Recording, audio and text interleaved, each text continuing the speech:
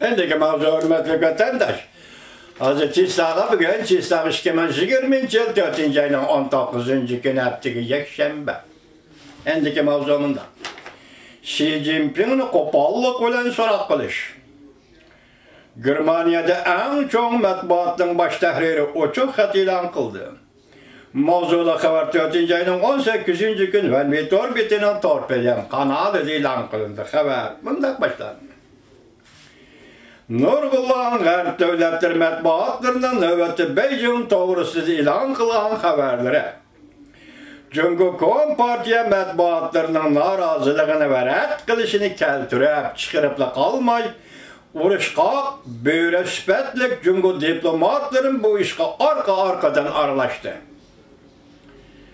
Bu 2 günden beri Jungo Kompartiyasi hukumatining Germaniya turishliq bosh elchixonasi Germaniyada tarqalish miqdori intayin zo'r bo'lgan suratli xabarlar gazetida bir maydon keskin elishni qanot yaydirdi. Beijing diplomatlarining hayvalik qistab kelishi ostida bu gazetning bosh tahriri qilchimo kayniga chekinmay bir parça ochiq xat e'lon qilib, Jungoning raisi Xi Jinpingga savol qo'ydi.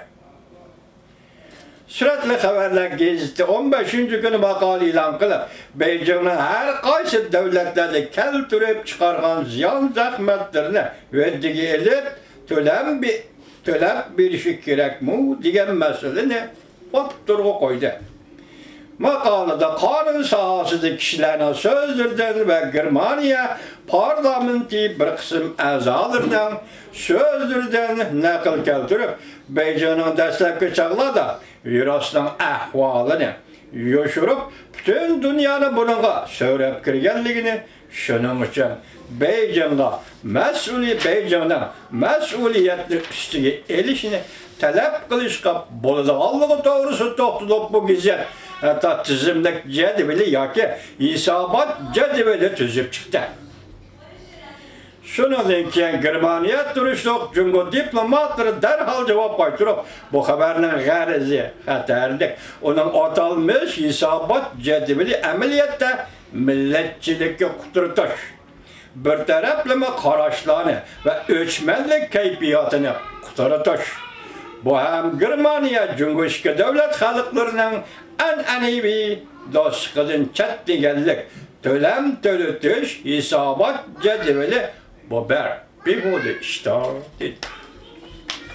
Arkada Germaniya suratli xabarlar gazeti 16. günü bosh tahrir Leischert'ning ve ahang bu tercüm qildim cuma bunun İngiliz isim yo'qkan Leischert'ning Jungoning rahbari Xi Jinping yozgan ochiq xatini e'lon qilib, Jungoning Germaniya turishliq bosh elchixonasining ayblashlariga javob berib qolmasdan tanqid qilishdan uchini bevosita Beijing rahbarlari qatlamaga qaratdi. Ochiq xat bunda yozildi. Siz tanqid qilish xarakterli gazet va to'r betlarni taqib etdingiz, rais Xi Jinping. Biroq yovvoyi hayvonlarni elib setish bozoriga ega bo'lolmadingiz.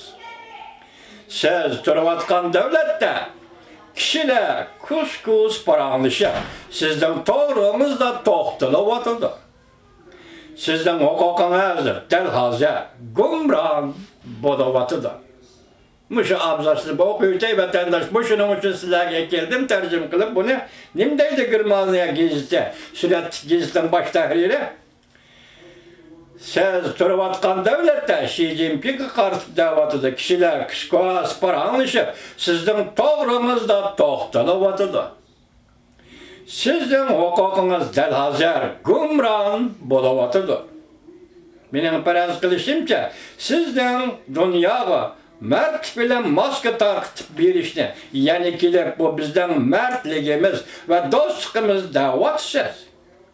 Ben sözleydiğim bolsam bu herkes dostluk emas, belki tebessüm kılıvatkan kapitalizmdir. Asıl Jungo'dan başlangan bir meydan zor vaka arkalık Jungo'nu texama kudretlik görsetmekçi buluvatsız. Lekin ben undaq hesaplamayman. Siz bundaq qilib özünüzün hukukunu qutuldurup qala almaysınız. Men şunu düşünümen ki bu qatımqı yer şarı karakterlik vaqa sizge en ahirki siyasi bikat bolup qaladı. Tekrarlayma hürmetlik vatandaşlar. Men şunu düşünümen ki deydi sürekli gizden tahriri. Bu qatımqı yer şarı karakterlik vaqa sizge en ahirki siyasi bikat bolup qaladı.